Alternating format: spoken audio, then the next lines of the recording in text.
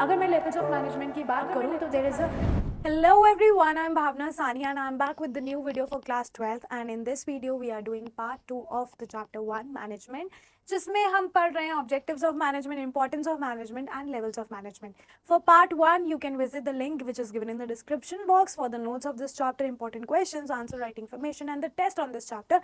Again you can visit our website and download the app which is given, again the link is given in the description box. Alright, so yes, let's start with the objective of management. Object management क्या है ये हम detail में discuss कर चुके हैं.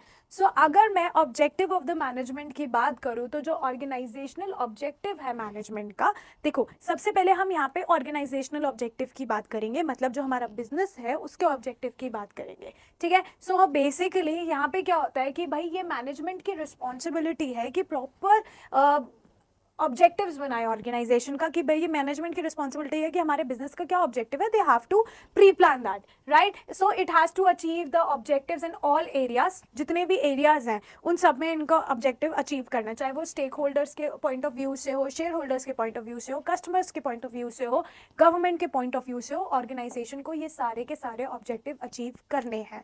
ठीक है, तो जो मेन ऑब्जेक्टिव है ऑर्गेनाइजेशन का वो है ह्यूमन एंड मटीरियल रिसोर्स. क्या है? ह्यूमन एंड मटीरियल रिसोर्स को यूटिलाइज करना है, उसके मैक्सिमम से मैक्सिमम एडवांटेज लेने हैं, इकोनॉमिक ऑब्जेक्टिव को फुलफिल करना है. ठीक है, तो यहाँ पे मैं किसकी बात कर रही हूँ? यहाँ पे मैं इकोनॉमिक ऑब्जेक्टिव की बात कर रही हूँ, बिजनेस के इकोनॉमिक ऑब्जेक्टिव की, विच इज वेरी इंपॉर्टेंट. और इकोनॉमिक ऑब्जेक्टिव में क्या होता है? सबसे पहले हमें मार्केट में सर्वाइव करना सीखना है, फिर प्रॉफिट कमाना है और फिर प्रॉफिट कमा के ग्रो करना अपना business. So this is the economic objective of the business, right. So सबसे पहले पॉइंट आता है सर्वाइवल. जो बेसिक ऑब्जेक्टिव है बिजनेस का वो है to survive in the market, right, to ensure कि ऑर्गेनाइजेशन हमारी सर्वाइव करे. And in order to survive organisational को अर्न करना पड़ेगा इनफ रेवेन्यू कि भाई वो अपना एटलीस्ट कॉस्ट इनकर कर सके, राइट. फिर उसके बाद आता है profit. Management has to ensure कि जो ऑर्गेनाइजेशन है वो उससे हमें प्रॉफिट होए, राइट. प्रॉफिट होगा तो ही हम मार्केट में ग्रो कर पाएंगे और अपने ऑपरेशंस को सक्सेसफुली कर पाएंगे, फुलफिल कर पाएंगे. Profit is essential for covering cost and risk, right, clear. फिर उसके बाद बात करते हैं हम यहाँ पे ग्रोथ की. Growth is also an economic objective. जब हमने प्रॉफिट कमा लिया तो उस प्रॉफिट में से हम थोड़ा बहुत सेव करते रहते हैं एंड उसी को आगे हम अपने बिजनेस में एड ऑन करने के लिए उसी प्रॉफिट को यूज करते हैं. That means the growth of the business, right? So it basically इसमें क्या है? Business needs to add to its prospect in the long run. For this, it is important for the business to grow. ठीक है, to remain in the industry, management must exploit fully the growth potential of the organization. ठीक है, growth को कैसे measure किया जाता है? In terms of increased sale, in terms of increase in number of employees, अगर number of products increase हो रहे हैं, number of investment increase हो रही है, so that means your company is growing. Clear. फिर आता है आपका सोशल ऑब्जेक्टिव. फिर क्या आता है आपका? Social objective. और यही मैं सोशल ऑब्जेक्टिव की बात करूं, that means we are talking about the welfare of the society, right. So it involves कि भाई सोसाइटी को बेनिफिट दो, because your organisation is the part of the society. तो आपने ऐसा कुछ काम नहीं करना है जिससे सोसाइटी को हार्म हो, right. So every organization, whether it is business or non-business, has a social obligation to fulfill, and it refers to consistently creating economic value for various constituent of the society. ठीक है, आप कैसे क्या हो सकते हैं? Basically आपके भाई इन्वायरमेंटल फ्रेंडली मेथड्स को यूज करो. ठीक है, उसके अलावा एम्प्लॉयमेंट अपॉर्चुनिटीज क्रिएट करो for the disadvantage section of the society. आपने 11th में भी करा था. बेसिक एमिनिटीज प्रोवाइड करो, लाइक स्कूलिंग, क्रचेस एम्प्लॉयज के लिए खोलो, राइट. फिर आता है पर्सनल ऑब्जेक्टिव्स. ऑर्गेनाइजेशंस जो है, ऑर्गेनाइजेशन में लोग होते हैं, तो लोगों के पर्सनल ऑब्जेक्टिव को भी फुलफिल करना एक ऑर्गेनाइजेशन का ही काम है, ये मैनेजमेंट का ही काम है, right. Organisations are made of people who have different personalities, who have different backgrounds, experiences and objectives. They all become the part of the organization to satisfy their diverse need. ठीक है, अब financial needs सबकी अलग हो सकती है. So management should provide them competitive salary and perks. Social needs such as peer recognition, higher level needs such as personal growth and development. Management has to reconcile personal goals with organizational objective for harmony in the organization. Clear? Yes. उसके बाद आता है importance of management. Again importance of management is very important. सबसे पहले importance of management की बात करें तो मैनेजमेंट सबसे पहले हमारे को ग्रुप गोल अचीव करने में हेल्प करता है, right. Management is basically required for achieving the goals of the organisation. So management is a group activity. Task of the management is to give common direction to the individual efforts in achieving overall organizational goal. Clear? So basically मैं बोल सकती हूँ कि it is a group गोल, मतलब हर एक individual को अपने efforts को ऐड ऑन करना है ग्रुप में, जिससे हम ऑर्गेनाइजेशनल गोल को अचीव कर सकते हैं। उसके बाद आता है मैनेजमेंट से एफिशिएंसी भी इंक्रीज होती है। अच्छी मैनेजमेंट मतलब अच्छी एफिशिएंसी, ठीक है। जो एम है मैनेजर का वो ये है कि कम से कम इनपुट यूज करके मैक्सिमम से मैक्सिमम आउटपुट बनाए। So he has to reduce cost and increase the productivity through better planning, organising, directing, staffing and controlling, ठीक है, समझ आया। फिर आता है management creates a dynamic organisation. Dynamic organisation एक अलग सा ऑर्गेनाइजेशन बन जाता है मैनेजमेंट में।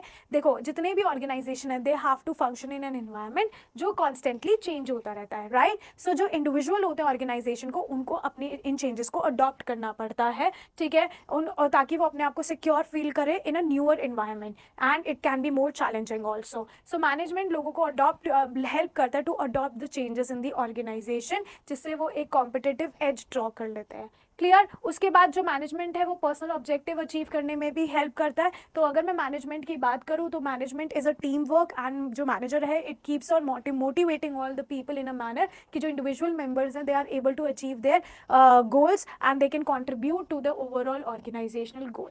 फिर आता है management helps in the development of society by providing good quality product, ठीक है, by providing good quality service, creating employment opportunity specially for disabled, adopting new technology for the greater good of the people and leading path towards growth and development, clear. तो ये तो बहुत ही easy था importance. अब आते हैं levels of management. अगर मैं लेवल्स ऑफ मैनेजमेंट की बात करूँ तो there is a very good relationship between the levels of management. इसको हम बोलते हैं authority responsibility relationship.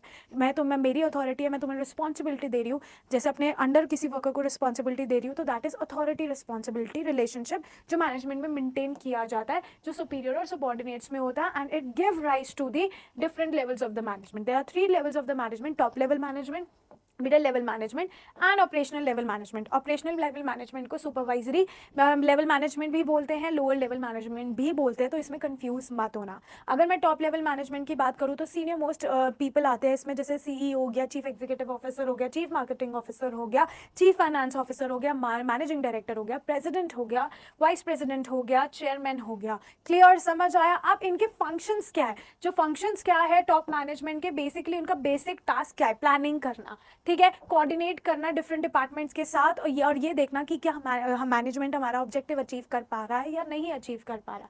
So basically जो ये टॉप लेवल मैनेजर्स है they are responsible for the welfare of the organisation, they are responsible for the survival of the organisation, ठीक है। वो एनालाइज करते हैं कि बिजनेस इन्वायरमेंट क्या है और उस बिजनेस इन्वायरमेंट को कैसे अडॉप्ट करना है, प्री प्लानिंग ये लोग करते हैं। दे फॉर्मुलेट ओवरऑल ऑर्गेनाइजेशनल गोल्स, और उन ऑर्गेनाइजेशनल गोल्स को कैसे अचीव करना है उनकी स्ट्रैटेजीज को भी ये लोग प्लान करते हैं, and they are responsible for all the activities जो बिजनेस में हो रही है, वो एक्टिविटी उस सोसाइटी पे क्या इम्पैक्ट आ रहा है वो भी, उसके लिए भी टॉप लेवल मैनेजमेंट जो है वो रिस्पॉन्सिबल है, क्लियर। अब आते हैं उसके बाद हमारा middle level management. Middle level management is a link between top and lower level. तो जो मिडिल लेवल है वो इससे भी लिंक कर रहा है, वो इससे भी लिंक कर रहा है, ठीक है। They are subordinate to the top level level management. Top level management के नीचे आते हैं, लोअर लेवल के सुपीरियर में आते हैं, ठीक है, समझ आया। So they are usually known as division head, जैसे प्रोडक्शन मैनेजर हो गया, मार्केटिंग मैनेजर हो गया, ह्यूमन रिसोर्स मैनेजर हो गया, फाइनेंस मैनेजर हो गया, clear. So middle level management also includes operational manager, regional manager, plant superintendent and divisional manager, clear. जो मिडिल मैनेजमेंट है, जो मिडिल मैनेजमेंट है it is responsible for implementing and controlling plans को implement करवाना इनका काम है, उनको कंट्रोल करवाना इनका काम है, स्ट्रैटेजीज को फॉर्मुलेट कराना इनका काम है जो टॉप मैनेजमेंट ने इनको दी है, and at the same time they are responsible for the activities जो सारे ऑपरेशनल लेवल पे फर्स्ट लाइन मैनेजर्स कर रहे हैं, क्लियर।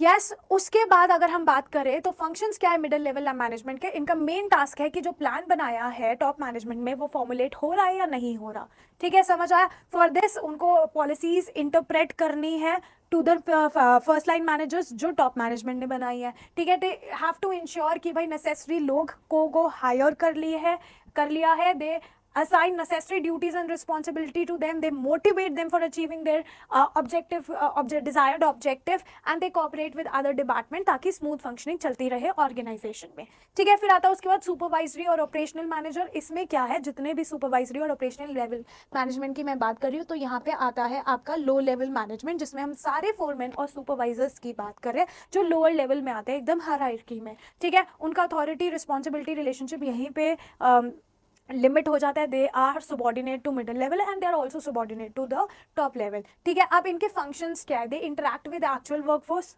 एक्चुअल लेबर से ये लोग इंटरेक्ट करते हैं, इंस्ट्रक्शंस पास ऑन करते हैं जो मिडिल ने दी है फॉर वर्किंग। ठीक है, supervisors directly oversee the efforts of the workforce. ठीक है, क्वालिटी चेक करते हैं, मेंटेन करते हैं, ये देखते हैं कि कहीं कोई वेस्टेज तो नहीं हो रही, तो वेस्टेज मिनिमाइज करने का भी जो एफर्ट्स है वो इनकी साइड से ही होगा। दे इंश्योर दैट सेफ्टी स्टैंडर्ड्स को मेंटेन किया जा रहा है। तो जो क्वालिटी ऑफ वर्कमैनशिप की, जो क्वांटिटी आउटपुट की, all depends upon the hard work, discipline and the loyalty of these workers. So यहाँ पे हमने डिस्कस कर लिया importance of management, levels of management and objectives of management. I hope आपको clear हो, and if you have any doubt you can comment in the comment box for the notes of this chapter, important questions, answer writing information and the test on this chapter. You can visit our website or download the app. The link is in the description box.